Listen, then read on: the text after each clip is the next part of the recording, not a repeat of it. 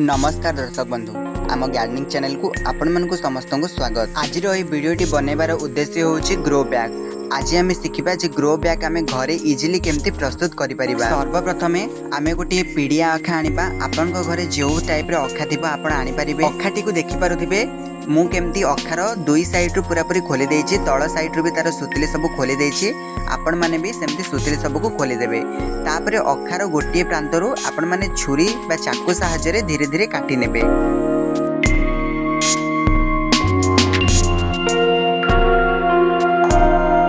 एबे आपण को जेतिकी इंची बा जेतिकी फुट रो हाइट दरकार थिबो आपण माने सेतिकी हाइट को टेप रे माप कर नेबे। तापरे आपण माने को जेतिकी ओसार मध्ये दरकार थिबे सेतिकी ओसार को माप कर नेबे। मु एठी 2 फुट हाइट और 2 फुट जो ओसार अछि सेटा को माप कर नेछि।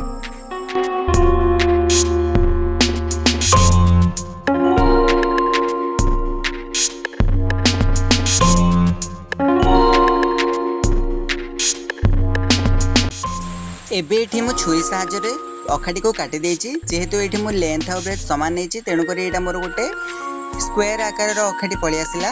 तापरे मु कोन करली ना जोटा ऊपर को रखिबे बा मुह पटटा को मु फोल्ड कर देछि प्राय 1 इंच रो। तापरे मु सेठी स्टापलर व्यवहार करूछि। जेहेतु सूतारे बहुत समय लागे और एंतरे मो पाखरे मशीन भी नाही तेणु करी मु स्टापलर यूज करूछि। स्टापलर भी आपन को सेम मजबूती देखिबा को मिलि जिवो। तापरे मु अखाटी को पूरा फेंसिंग कर साला परे जो पट्टा हमें आडुआ पटटा रखिबा जो पट्टा हमरो साइड पटटा से साइड पटटा को मध्ये हमें फोल्ड करके 1 इंच टाइप रो फोल्ड करके हमें स्टापलर सेठी दे दबा।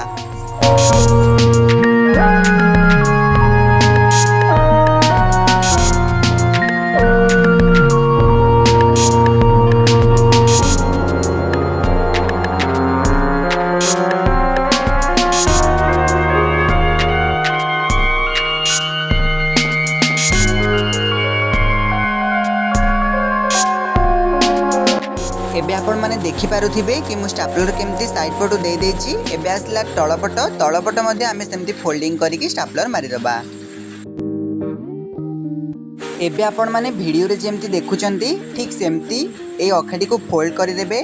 फोल्ड करि साला परे मु जेमती एथिरे स्टापलर यूज करूछि आपण माने मध्ये ठीक सेमती स्टापलर को यूज करिवे। देखंतु मु फोल्ड करि नेछि आ ए फोल्ड रो आमे अधा को भांगी कि सेमती ही स्टापलर मारिबा।